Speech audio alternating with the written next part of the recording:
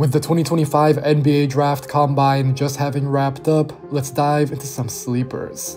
This is Floor and Ceiling, let's break him down. Hansen Yang was the biggest breakout of the Draft Combine. The Chinese center's offensive skill is legitimately first-round caliber, if not worthy of creeping into lottery conversations. Yang sees what's going on one step ahead, and he has the skills to act on that.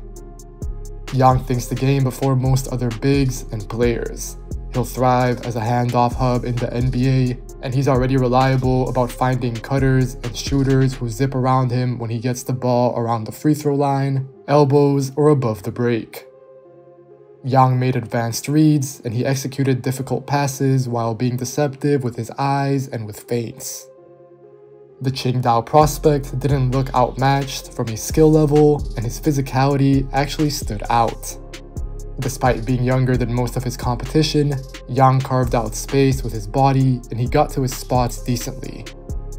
His screens were physical, and I thought that he was okay on the glass, even though that was improvable. In a best-case scenario, Yang is a starting center for an NBA team. I don't think it's insane to ask whether he'd be in similar conversations to Derek Queen had he played college basketball this past season. A much likelier situation sees Yang's playmaking sparking a second unit, but ultimately he remains limited due to his defensive versatility or lack thereof, and probably his stamina as well. Finally, NBA teams are sure to be hesitant in that Yang's lowest end outcome is simply returning to China and carving out a long career over there. The questions surrounding the 19-year-old are about his below-average athleticism, his high usage, and most of all, his defense. However, he looked surprisingly agile, even getting a few stops in this setting. Yang covered a lot of ground, and he kept playing hard even when he was gassed by the Combine's high pace and its overall level of athleticism. He had a closeout and a block at the rim, or he also rejected a step-back three after staying with the ball handler. Yang's foot speed is slow, but he's huge. That said, he's almost definitely limited to being strictly a drop big. He'll suffer in space, and teams will target him in the future no matter what. I have more in-depth notes available on Yang, who I'm very high on, over on the Floor and Ceiling Substack, so make sure to subscribe over there as well. Neoklis Avdalas was one of the most intriguing prospects at the Combine. The Greek prospect is wing-sized at around 6'7", and he shows flashes of making pull-ups, spot-ups, and diverse passing reads while handling the ball in transition. Avdalas used his size to get to his jumper around the elbow and shoot over his defender, which was good to see in the mid-range. The 19-year-old also drilled his catch-and-shoots. Avdalas' full skill set on offense was on display, including glimpses of his passing at the Combine. Neo had a handful of solid passes, including a pick-and-roll read leading to a dunk, which I really liked. However, the Greek playmaker needs to keep slowing down to let plays develop. He can still miss some reads. He has to keep polishing his handle as well, and getting stronger to become more capable against real physicality. Avdalas' total package and experience right now is interesting enough for me to start looking at him in the very late to early second round range, but I would probably prefer to see him play against college competition first. As of now, Avdalas has interest from Virginia Tech, Baylor, and others. Neo's struggles on defense in this setting were very noticeable, even if that's not his week to week. He seemed lost a lot of the time, and a 19-year-old experienced pro with legit feel should do better than some of these lapses. That said, it was Avdalas' first time in this sort of environment.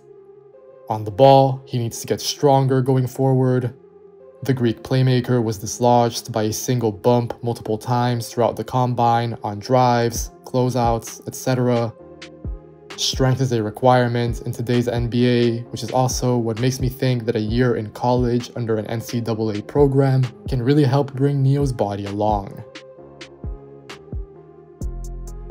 Off the ball, the game moved too fast for Avdalas in these scrimmages. He looked unaware and one step slow.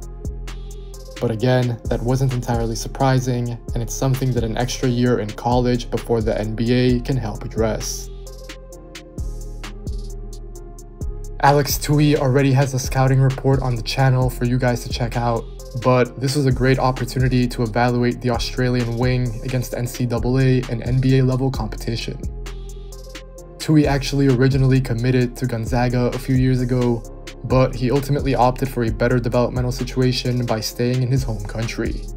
The 21-year-old has played the last 2 seasons for the Sydney Kings, a really good team in the Australian NBL. I've always been relatively high on Toohey as an early second rounder, and his showing at the Combine did nothing to dissuade me from that. If anything, I think that he might get late first round consideration now. Toohey is a plug-and-play fit with size, positional versatility on defense as a wing and a forward. He even saw some minutes at the 5 at the Combine. Toohey has connectivity as well, and hopefully he'll have enough 3-point shooting. Thinking about the NBA, I think that he can add real value despite being a high floor, low ceiling prospect in this draft. Toohey shot the ball decently at the draft Combine, and he's going to need to space the floor on considerably higher volume and efficiency in the NBA than he did in the NBL. Looking ahead, the test for the Sydney prospect is that he'll likely still give up foot speed to the NBA's best athletes.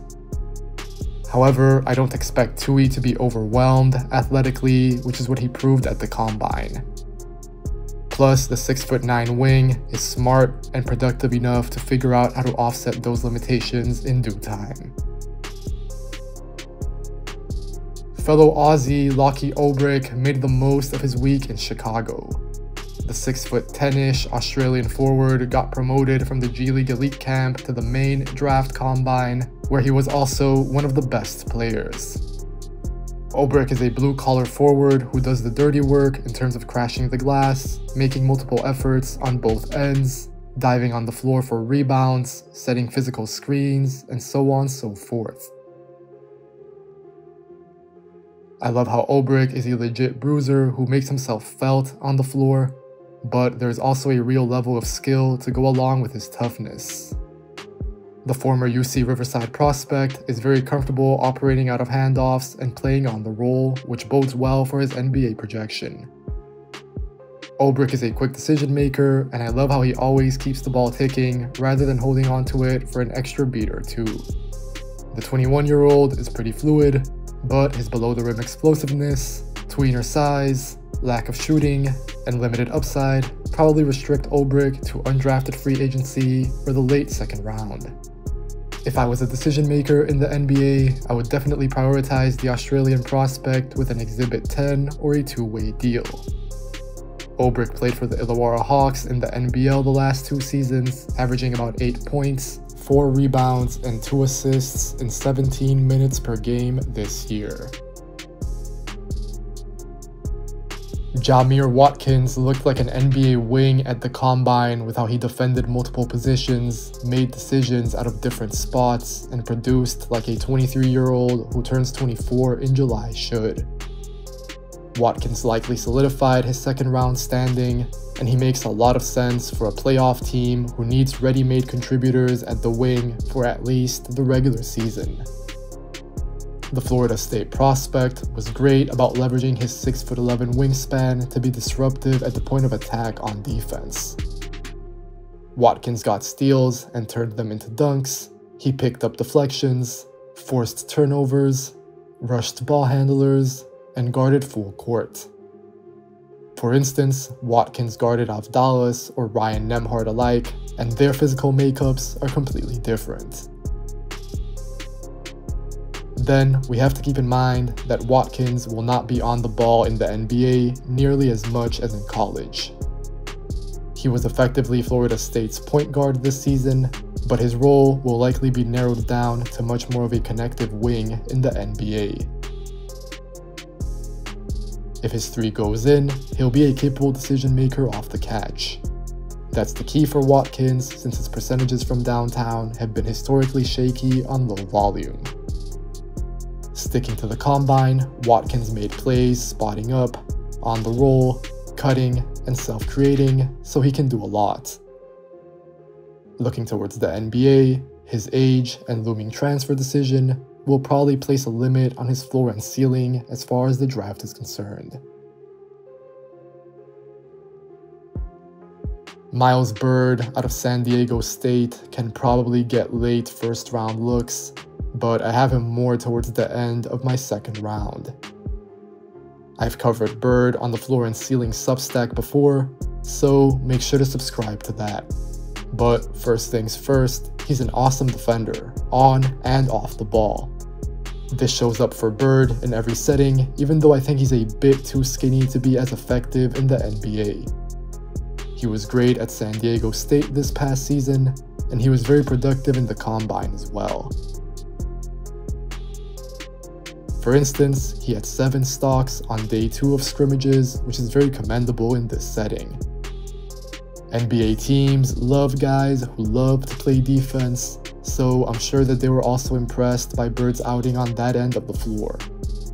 My questions with the 20-year-old come in on offense. Byrd basically profiles as a defensive wing whose three-point shooting unlocks his decision-making. That's good, but the problem is that Byrd is a career 30% three-point shooter, plus he only made 45% of his 62 attempted layups this season. If Byrd's shot goes in from downtown, then he'll have a future in the NBA as an off-ball wing who can make threes, execute the correct choice off the catch, and defend 1 through 3 at a decent to good level. As always, if you enjoyed this video, make sure to leave a like, make sure to leave a comment, make sure to subscribe to the Floor and Ceiling Substack as well, and if you want to see more content like this, subscribe to the channel.